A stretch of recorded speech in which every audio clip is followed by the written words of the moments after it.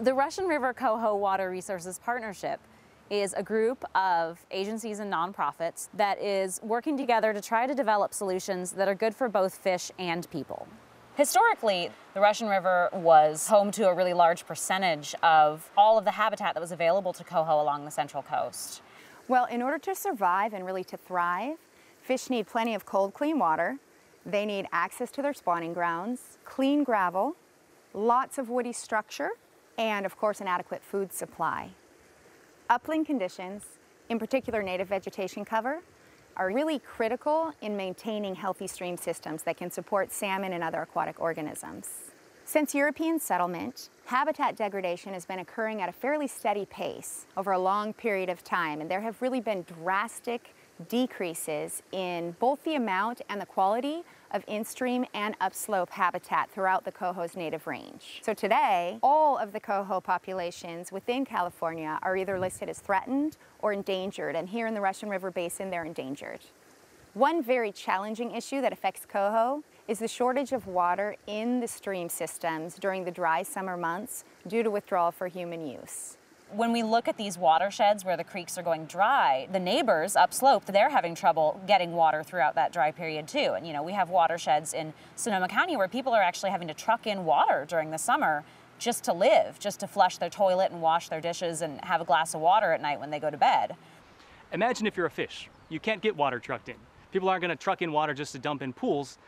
So what we're trying to do is find ways that people who live in the watershed or are trying to make a living don't have to pump water from groundwater or from the streams. Everybody knows it rains a lot in the winter and not in the summer, and to make it through that period, they may have to turn to groundwater or to streams to get that water supply. So if we can store winter water and use it in the summer, and people are not directly diverting from the streams, then we can figure out a way to keep the water in the streams for the fish and have people have water for themselves. Whether that's water stored in the ground through stormwater management, through recharge, through off-stream storage in ponds, through roof water harvesting tanks to catch water off your roof and store it, use it in the dry season. Frost protection is another interesting issue.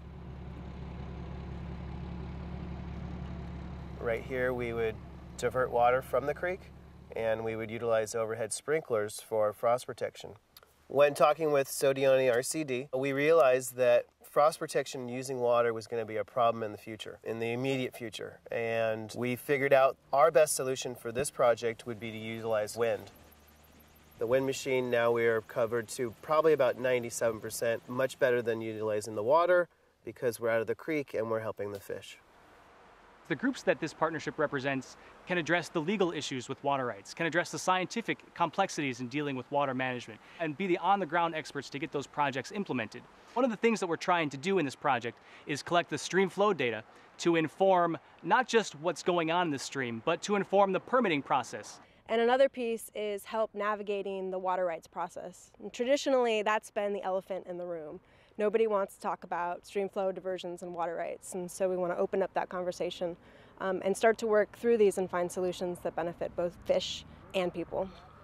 The Grape Creek Watershed is a great example of a place where we've used a number of different strategies to try to recover coho populations.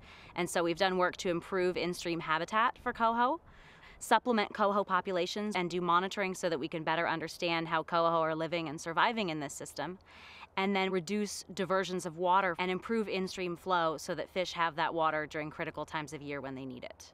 This project will eliminate the last direct frost protection diversion of water from Grape Creek and put in a really beautiful off-stream pond, a great and reliable water source for frost protection and for irrigation during the summer. If we can make improvements to bring more of these stream reaches to the level of habitat quality and flow that we're seeing where there's high survival, coho could have a very good chance of surviving the summer in these streams.